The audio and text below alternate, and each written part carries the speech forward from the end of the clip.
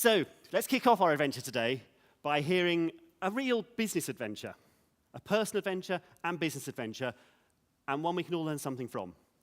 So to introduce our keynote guest, please welcome a woman who specializes in stories and stories for business, Miranda Birch.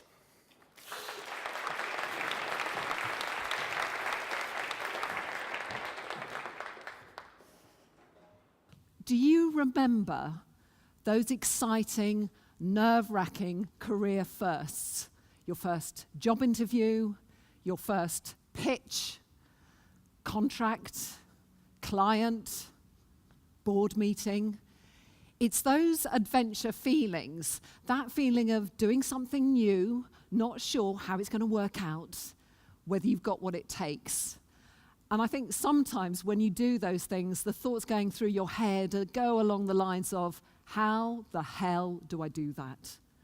Can I do it? And it's certainly the sort of thing that our special guest was saying to his brother around 3 years ago when they were embarking on their vision to create a major flip-flop brand. And that brand is Gandys. I've got a pair under here. Now, normally I don't bring smelly flip-flops with me, but they're here, Gandys. And it's major in the sense that it's already cohabiting very, very nicely with the likes of Selfridges, Liberty, Accessorize, Topman, I could go on. You can buy them all over the world in more than 20 countries. I gather the next small outlet is Australia, that's in September. So they're conquering the globe. But actually, much more important is that Gandys, as you hear, is a social enterprise with a really, really powerful vision. And it's shaped by an equally powerful story. So please, I want you to give a really warm welcome to our special guest, Rob Forkan of Gandys Flip Flops. Thanks, man. Thank you. Okay. Right. So, Rob, I mentioned 3 years. Now, 3 years for many startups is a tricky time. It's usually quite challenging. So to make us all green with envy, can you just tell us how big you've become in those 3 years? Well, yeah, we've had quite a journey in what we've done so far. I'd still say we've got a very long way to go yet. But you know, we've certainly had some really good highs along the way, amongst many lows and objections. But we've just been battling through them, and now as you mentioned, we've got it in the biggest department stores in Australia come September, and many other major department stores from Japan to America. So it's quite an exciting time at the moment for us. Because if we rewind 3 years, okay, picture the scene. I think it's a flat in Brixton. Your brother Paul, with whom you started, sleeping on a sofa. Yeah. Doesn't sound from there to here as very auspicious. Well, I managed to drag him back from Australia. He was having a good time out there, but told him about the idea, and you know, it just seemed to fit really well with the upbringing we had of traveling all around the world, and we just thought that we can do something that involves our personal passion. The traveling, the volunteering, and all that we've done throughout our upbringing. So he came back, and we've been working day and night for the last 3 years to get it to where we are now. But there must be things from those early days. I mean, you told me you were taking publicity photos on your mobile phone in your bathroom, okay? And now we're at Selfridges. Come on, it's a long journey. The photo shoots are a little bit different now. We were literally, when we started, put the products in the bath just to get the white backdrop, and then we were kind of putting it on social media. And that was how we got our first ever sale, was putting it on a Facebook page, and somebody bought them in Germany randomly. It's quite funny. We were running around like Guildford and Clapham and different places, just handing out postcards, and then running back to, like, in the evening to see if we'd got any orders on our website, and then going, oh damn, we haven't got any.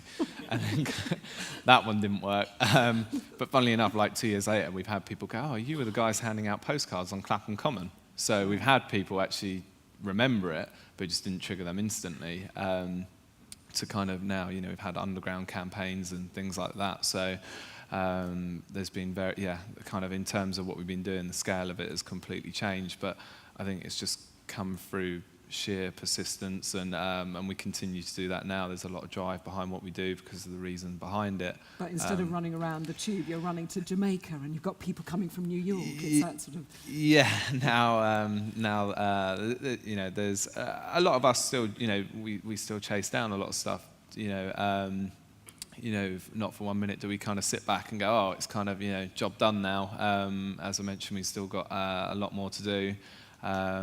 But, you know, we've done a lot in a short space of time, but we feel that, you know, we've still got a lot more energy to do a lot more. And we'll go into that later Cool. with your vision. But just go back a bit further. You mentioned your family and your upbringing. So where does that entrepreneurship come from? How much is it rooted in your parents, Kevin and Sandra, and what they did? Well, you know, as kids, you know, our parents would always just be like, go out in the garden, don't, you know, you're not, you're not, bother us. Yeah, don't bother us. You're not sitting in the house all day. Go out, you know, socialise with people, network, you know, kind of with your friends, etc. Go out, play sport, you know, whatever it may be, you know, drawing, you know, do some activities. Don't just kind of sit around and loaf about.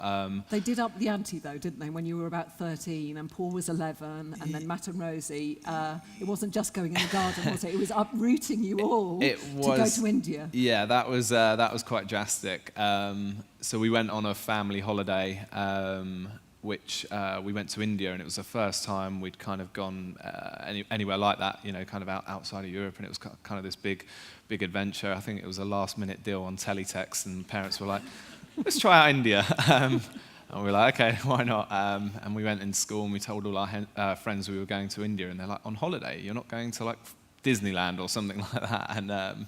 And off we went, and we ended up having this incredible holiday, and fell in love with the place. Just, you know, when we turned up, it was quite hectic, just, you know, the roads of India and things like that. We were like, whoa, what's going on here? But we just really enjoyed it, and the people were great, and just the vibrant kind of culture that they have. And we came back, and our house was on the market, and our parents just said who enjoyed the holiday. And we all kind of were like, yeah, it was great. So they just said, all right, well, who fancies moving out there? So we're like, okay. And literally the house had gone through, and within a couple of weeks, you know, it was all moving quite quickly. And we went and told, I told my head a year, and I was like, sir, I'm moving to India. And he was like, yeah, of course, Rob, I'll see you on Monday. And like, that was it, we were gone. Obviously the family and everyone wasn't too happy. They were like, you know, what are you doing taking the kids to India? What you're going to learn there? You can't take them out of the education system, etc. And we kind of didn't know how long we were going to go for. We thought it may have been, you know, a couple of months, and come back and get back into a routine. But then what we actually found is the routine was just generally being free-spirited and go wherever, and it would be a case of a lonely planet, flick it open, that looks good, let's go there. And our parents were literally like, you know, when we left, we just had a one-way ticket to India. We flew into Mumbai. We didn't know where we were going to go, what we were going to do. And they literally said, you've got to, you know, pack your own bag and carry your own bag, so pick wisely. Did you only each take one rucksack with you? Is that right? Yeah, one bag. We might have put a couple of, we had a cricket bat and things like that. We wanted to take all our sports gear as well. A cricket bat? Yeah, a cricket bat, a tennis racket. We were kind of, you know, all this kind of stuff. We loved playing sport, but then we actually, we found that we couldn't travel around with all this stuff. So we gave it away as we were going along. But we turned up, and on our first journey alone was completely eye-opening. We did an 18-hour drive down the cliff tops, down the coast of India, which was incredible, in a Jeep, and all the cases stacked high, and everyone kind of in this little 4x4, and we just went down with all these crazy trucks over the side of the cliff, and we're like, what's going on here? This doesn't look safe.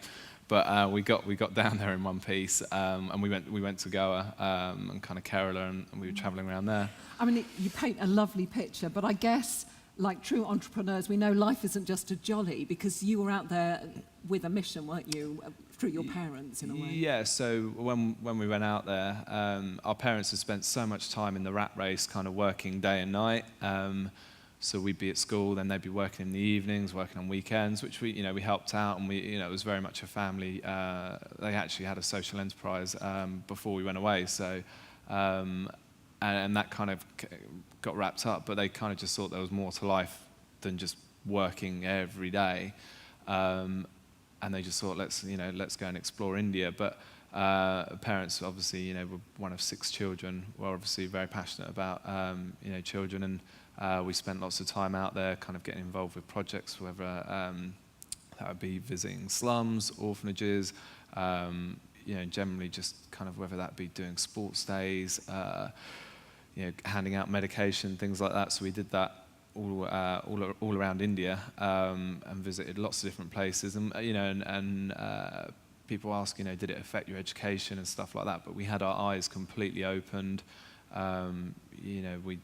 We also kind of would go visit temples and forts, and we'd learn about history and kind of just different cultures and kind of how the other side of the world can live as well. Because it makes me think when often we talk to people who set up in business about their beginnings, they often assume it comes with formal qualifications. But to me, and listening to you, it sounds like a lot of what you're achieving now is rooted back when you were 11 and 13 respectively, you brothers, and you were learning loads of things, self-reliance, initiative, all that stuff, while you were peering over the side of your Jeep wondering if your cricket bat was going to fall into the sea or whatever. We learned to become very resourceful.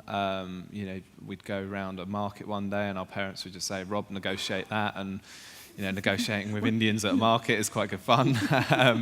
And did you clinch the deal? Clinch the deals, but kind of that kind of stuff, and it would just be a case of reading the local papers. There was no set, they tried to homeschool us as we were going along in the sense of, getting the typical, I think it was like the GCSE book or something. You're smiling as you say that. And then by the end of it, they were just like, after a couple of months, they were like, this is, just carry on doing what we're doing. But we came back and, personally, I felt that I learned loads more in those years traveling than I ever would have sat in a classroom in Croydon. So, It's all come to good use in the shape of these. Yeah, yes. Indeed. So obviously you spent 4 years there, and you obviously decided, no, don't worry, you had no need to rebel as a teenager because your parents were doing that for you, basically, weren't they? Yeah, exactly. And then in 2004 you decided to spend Christmas in Sri Lanka. Can you take us through what happened?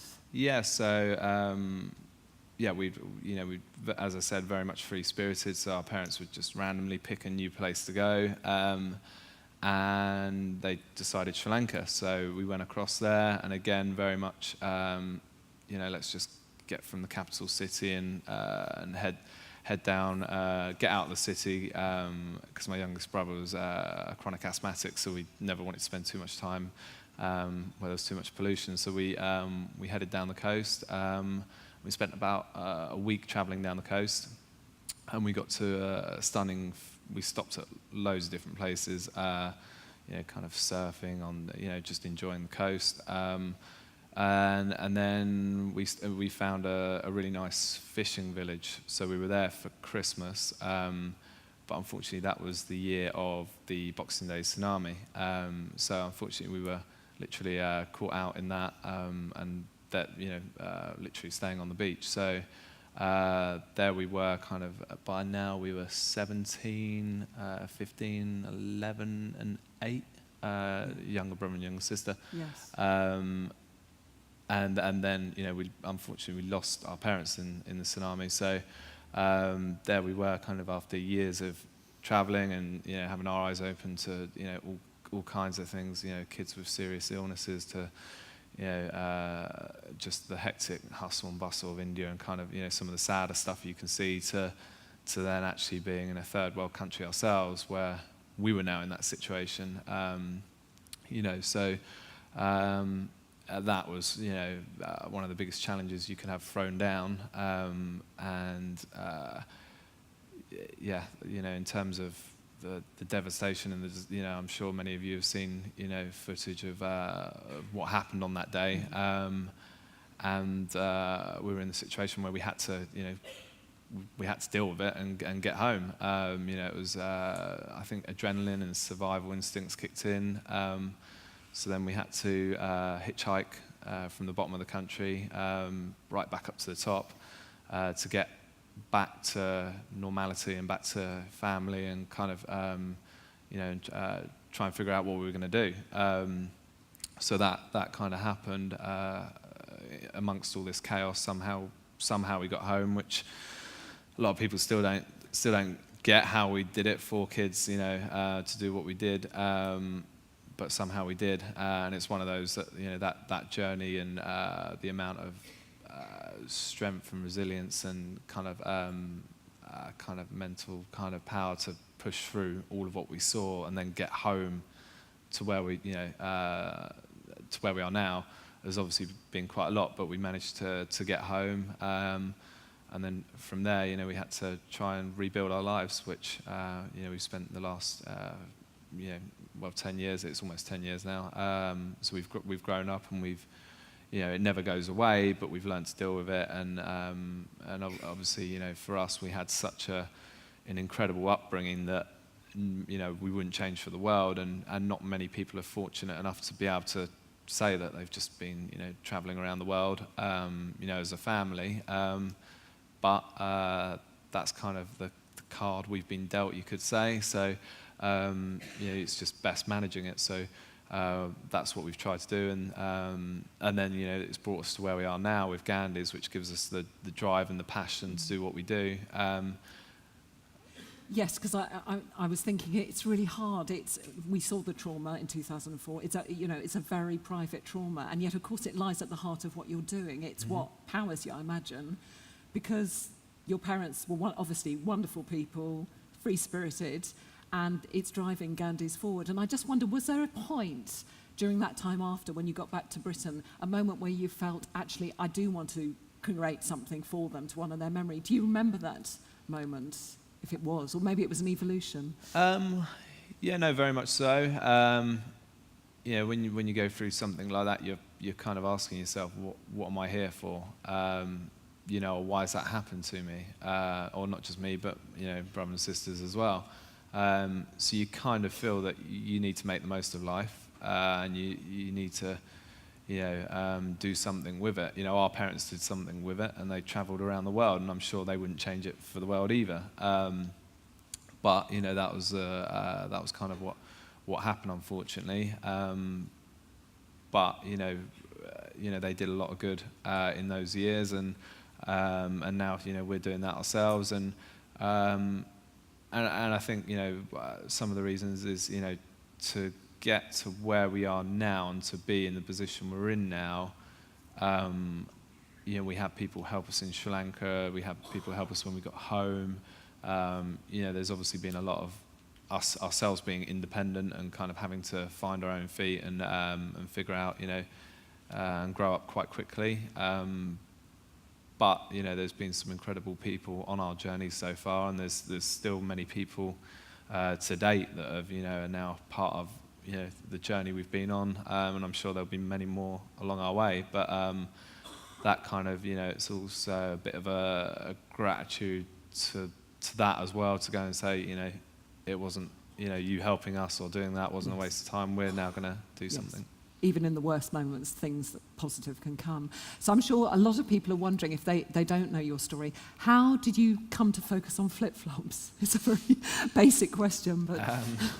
So when we spent many years travelling around, wearing flip-flops, and then... Do you ever wear shoes, just out of interest? Do you know what I wish I did the other night, because somebody dropped a glass on my foot.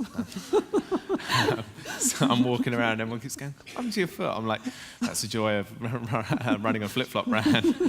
And it's also great fun come the winter, when people still expect you to wear them and it's snowing. And we have worn them in the snow, but we now we just try and chase the sun. That's why we're migrating to Australia for the winter. Okay.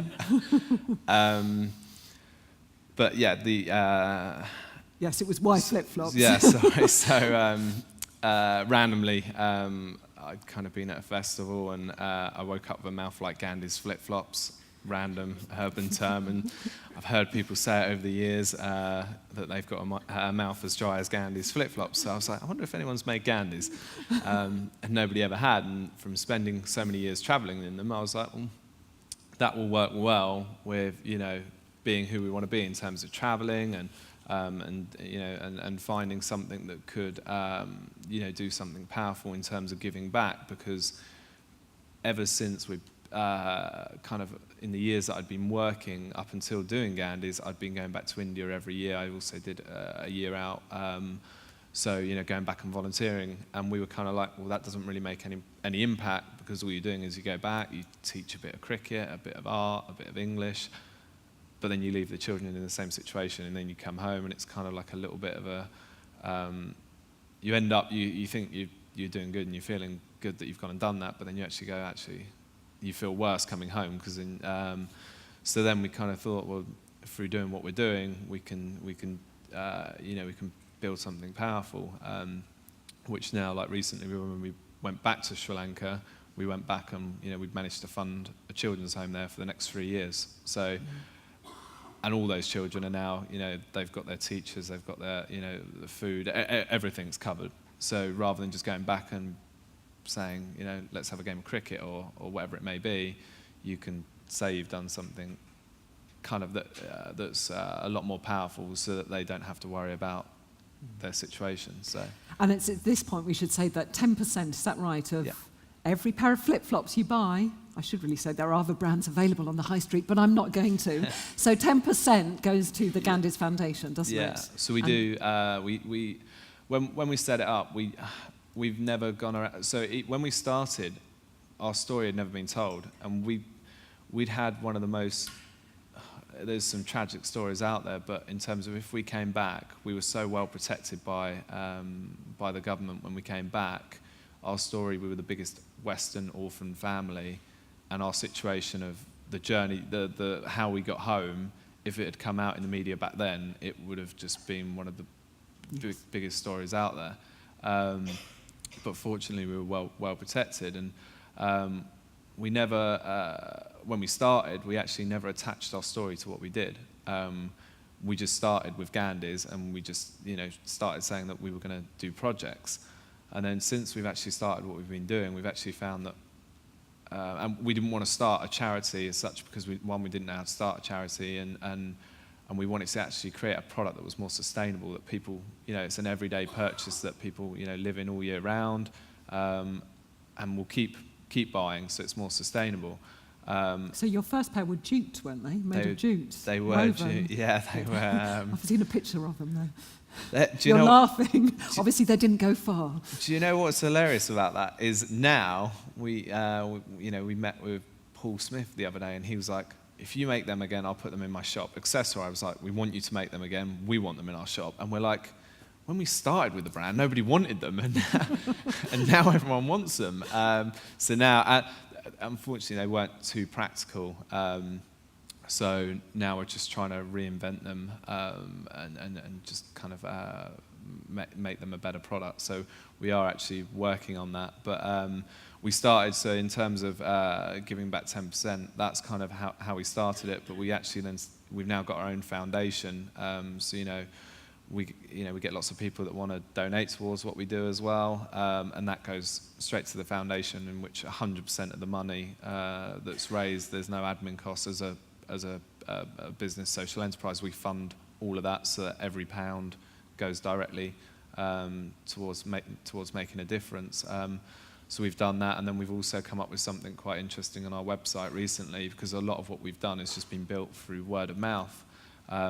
So now we've come up with something that a lot of brands online they do like a mechanism for loyalty rewards, things like that, where you get 10% off your next order, or £10 voucher if you share it with friends. Instead, what we're doing is we've done it so that every time you share it with your friends, they go and find Gandys and they purchase a pair online, we can then give £5 back to our foundation upon their purchase, which again, if people share it with 500 friends on Facebook, a couple of them go and purchase, you then get an email saying, your friends have now followed your trend and, taking steps towards helping Gandys. So we found that that's been already, we've only just launched that, and that's been working really well, because it's hard to model it around when you're working with retailers.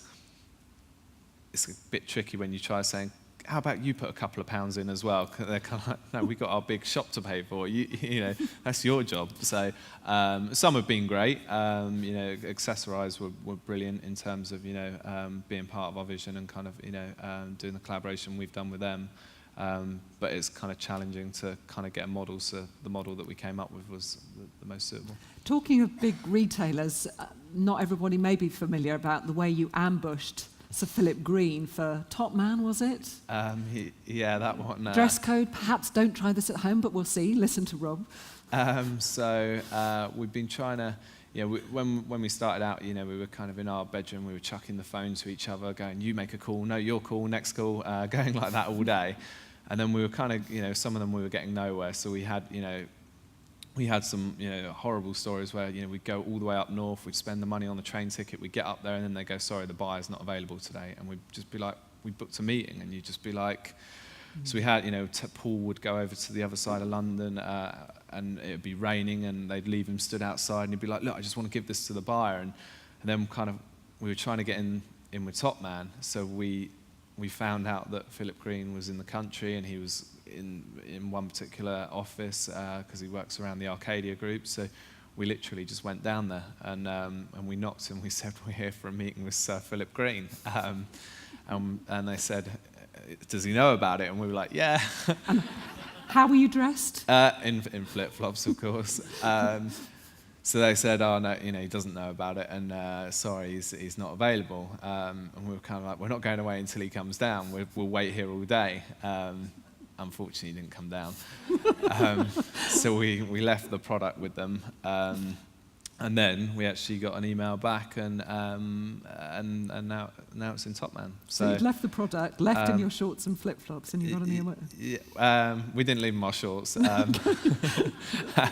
but yeah, we left him some flip-flops, and then he picked it up from there and gave it to his buying director, and that's kind of how. And as you've obviously discovered, there's nothing that breeds success like success, because once you've got one big client, then another client nudges, and those big retail outlets like Selfridges and Liberties get in on the act, don't they? Yeah, well, we're finding now we've done Liberty, which has been incredible, and at the moment they've got their whole front window they've got a sale, the summer sale, and they've got the whole window covered with vinyls, and then they've just got one window that's just purely dedicated to Gandys, and they've sold it out online, they've sold it out in store numerous times, and it keeps going in Vogue and Elle and everywhere, and we actually can't keep up with the production of that, but it's led to people, in the biggest department store in Canada going, we want the Liberty ones, can we get them, and things like that all around the world, because now just, everyone's watching everyone's blogs, everyone's watching, newsletters, so it just kind of has a knock-on effect. And obviously all this is powering your ultimate vision for Gandys Foundation. Can you just give us a view of how the world might look with the Gandys movement in terms of helping children around the world in, say, 5 years' time? So, for us, we just started it. It's a simple vision, albeit kind of a lot of work behind it. But for us, we want to distribute, our products all around the world. But wherever we're distributing, we want to get projects going and be helping children through what we're doing. And that comes back to not just in India, etc., and Sri Lanka. Even here, we're finding, as I mentioned earlier, we were doing a national enterprise competition with kids right across the country, and they're studying our brand and kind of seeing, us coming over adversity and all that we've kind of faced, which gives them kind of hope and inspiration to kind of, get on with what, the challenges that they have lie ahead of them. And myself and brother have got, between us like a GCSE. So there's kids, my brother's dyslexic, so there's kids that he'll meet and they'll, and he explains that to them, and they're kind of like, wow, just because they might be in that situation, they might not get the best of grades, but it doesn't mean that they can't actually go out and achieve something. And all of what we've done today, we've met with various big retailers and and people, and they kind of say, to do what you've done isn't the norm, but it kind of just shows that if you get up and you've got an idea, it's just about trying to execute it, and that's what we've been trying to do. But obviously, a lot of the passion and determination has helped us, go on that journey that we've been on so far.